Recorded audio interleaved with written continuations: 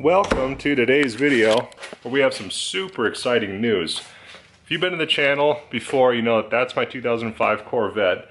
It's a C6 Corvette. It's a Z51 package car. It's got some bolt-ons and stuff, and we just did a video putting some Corbeau Evolution X seats into it. The next thing I wanted to do to it is put a cam in it, but I'm going to do one better. I found a car that is going to look perfect next to it, and it's going to fit right in this big empty garage stall here. It's a new project car for the channel. It's a car I've always wanted, and I think you're going to like it too. It's got all the modifications that I'd want to do to it, and then some. I've had a lot of F-bodies in the past. The black car that's also on this channel is a 98 Camaro Z28. This car is a little bit nicer. It's got a lot more done to it, and it's a stick car, just like the Corvette. Unfortunately, I'm not going to take that to go pick it up because I'm by myself, so I'm going to take the old Dodge. But until then, we'll play a startup clip of this car.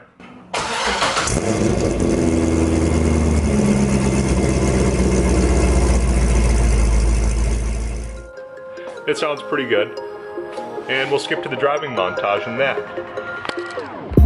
Whenever your heart is broken, don't ever forget you're golden. I will find the light in your soul, I'll be there. Never leaving you in the darkness, even when you're out of focus. I will be there. Well, we are in the city. This is Chisholm, Minnesota. Kind of cool drive. You go over a couple of lakes just to get to the downtown area. But we are just moments away from the car, and I am super, super excited. Big day, really big day. And this is the home of Dr. A.W. Graham from Field of Dreams. The more you know. I don't know if you can see this, but it looks like what we've got here is a Zephyr motorhome with SN97 Mustang taillights. Maybe as fast as a Mustang. I don't know, I can't call it. Alright, so the car's right in front of me. I'll give you one last sneak peek. I'm not going to snake you anymore. We'll reveal in just a second, but there it is. You probably know what it is. Alright, I can't take anymore. Let's cut to the car footage.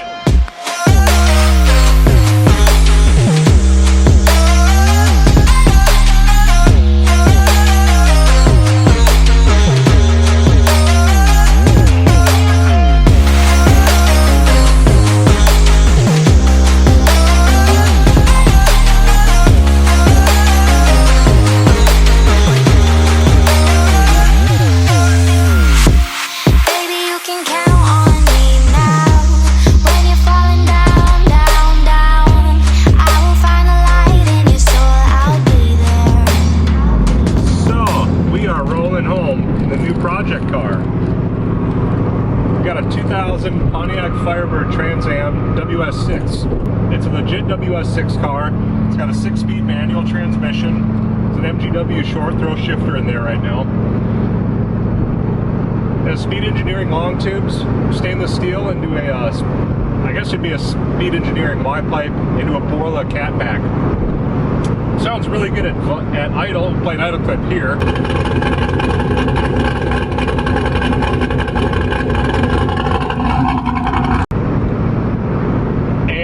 Was done on it for the BTR Stage 4 cam is really good. I'm in 6th gear, going 70 miles an hour, at like 1600 RPMs. There's no chugging, nothing. For a pretty big cam, it idles really good. So far, I'm really, really happy with the purchase. And whenever I get home, we'll go over some details on the car up back in the garage. So right now, I am dying. There's no air conditioning. I had to get the windows open. This is awful. So we made it back home with the WS6. Miller over there. What are you doing, bud? Better say hi to him first. Hey you, what are you doing? He's a very good boy. Miller, which one's your favorite? Grass is his favorite. So it drove home really, really well. It is a sweat lodge in there. The AC doesn't work. Apparently when they put the camshaft in, they never actually recharged the air conditioning system. Overall, super happy with the purchase. Exhaust is pretty loud. Idle's really good. It does drone a little bit, and I did notice coming into the driveway, you can't tell it's an angle, but it does scrape a little bit. So, however the apron kicks up, that tip scraped a little bit, I think. The Corvette does not do that, which is kind of nice. I think it actually sits a little bit higher. You can see, I'm gonna move the legs out of the way here. You can see clear under that car.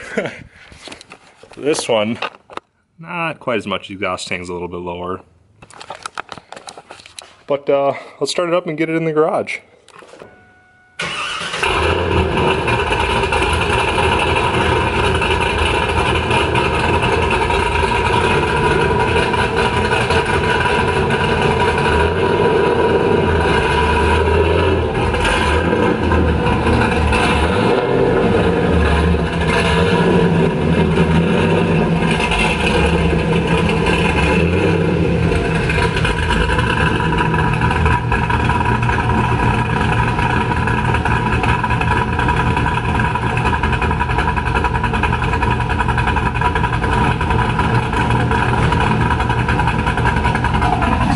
Baby Jesus.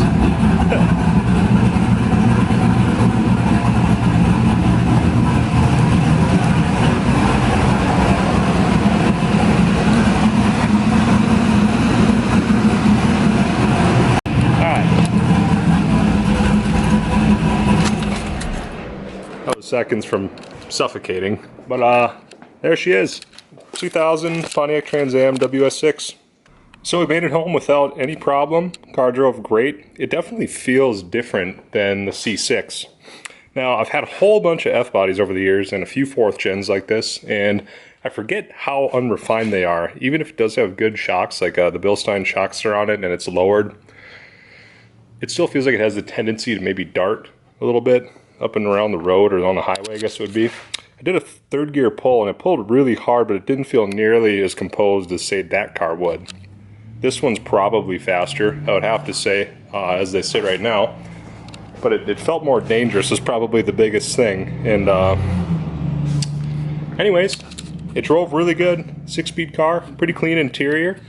Do have a couple of decals I'm gonna get rid of. I mean, nothing against the F-body nation or Bilstein, but I don't think the car is as clean as it really can be without those decals. The only real major flaws on it are the top of the door jamb, or the door arm rest here, I guess it would be. It is broke. Apparently it's a really common problem, and this one's afflicted by it on one side, not both. Fortunately, I'll go to the other side. They're both the same, but there's no quarter panel wrinkles on it, which is super common in F-bodies. Camaros and Firebirds, doesn't make any difference. This is a steel part of the car. The rest of it is fiberglass and plastic, and you know, it's all composite stuff. So typically you'd see a little bit of waving in here, but it's just about perfect. There's nothing, not a dimple. The sail panel is pretty good overall, as you can see. Try and find a little bit of it bubbling, but I can't really find any. So overall, I give the car like a 9 out of 10. It's really good, especially for the money that I paid for it. It's on the lower end of what a WS6 car costs. I'm sure a lot of people are familiar, but if you aren't, to make one way to verify that your car is a WS6 is to look at the RPO codes, and obviously you'll have RPO code WS6 right there. So there it is. Show you a quick underhood shot of it. It does have 853 cylinder heads, so 98 to 2000 they had that specific cylinder head. If you're not familiar, there's an 853 way down there. Not as good as a 243 cylinder head, which is like on an LS6 type engine or a later model LS1 car like a Trans Am or Camaro. This one does still have an LS1 intake. EGR Delete does have an SLP Lid. And let's see here, there is a catch can. I don't know what brand it is. There's no anything on it.